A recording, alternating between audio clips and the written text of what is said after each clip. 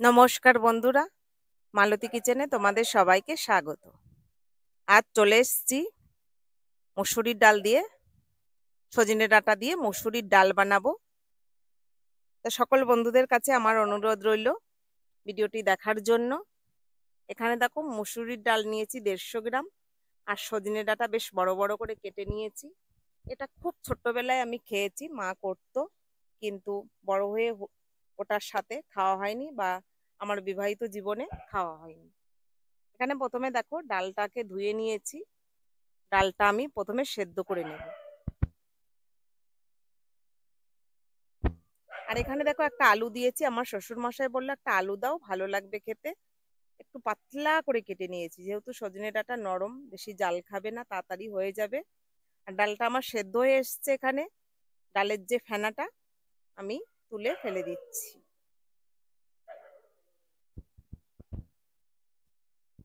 প্রথমে আমি আলুগুলো দিয়ে দিলাম। আলুগুলো একটু সময় লাগবে সেদ্ধ হতে।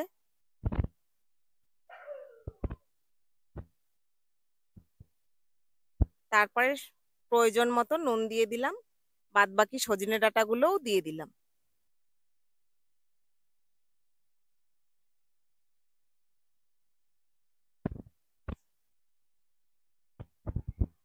হলুদ দিয়ে দিলাম।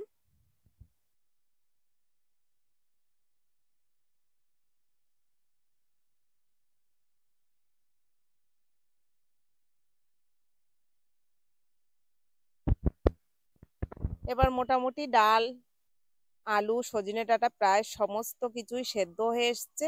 একটু জাস্ট হাতা দিয়ে একটু নেড়ে দিচ্ছি, কারণ বেশি ঘাটবো না, ঘাটলে আলু সজনে ডাঁটা ভেঙে যাবে, সেই কারণে। আর এই মসুরির ডালটা একটু খুব পাতলা করে খেলে ভীষণ ভালো হয়, খুব ঘন দরকার নেই।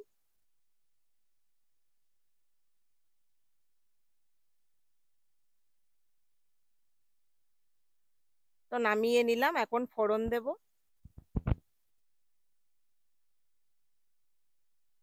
ফোড়নটা হচ্ছে পছন্দ অনুযায়ী, যে যে ফোড়ন খেতে ভালোবাসে সে সেই ফোড়নটা দিলে ভালো হয়।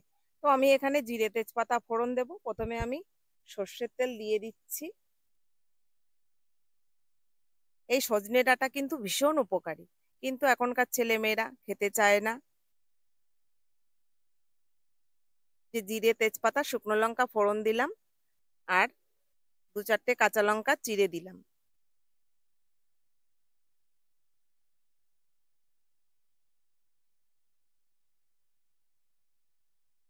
এবার ডালটা দিয়ে দিচ্ছি।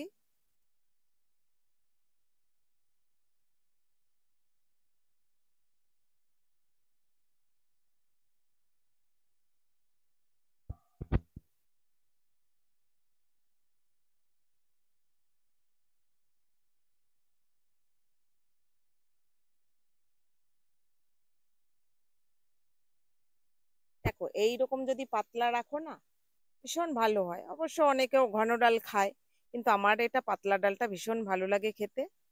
এবার নামিয়ে নিলাম। আর এই সজনে ডাঁটা দিয়ে মাছের ঝোল, চচ্চড়ি, অনেক রেসিপি আমি সজনে ডাঁটা ছেড়েছি। তো কারোর দেখার ইচ্ছা হলে আমার পেজে গিয়ে দেখে এসো।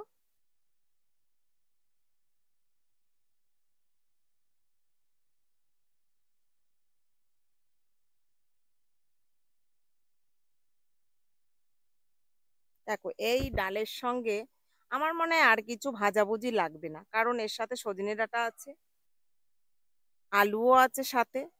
প্রয়োজনে হলে এক টুকরো লেবু দিয়ে এই ডালটা খাওয়া যেতে পারে। তো অবশেষে ছোটবেলার স্বাদ এখন মেটাচ্ছি। ভালো লাগছে ডাঁটা চিবোতে ডাল দিয়ে।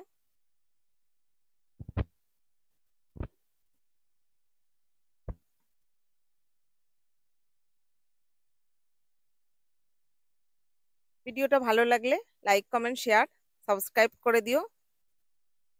ফেসবুক পেজটাকে ফলো করে দিও।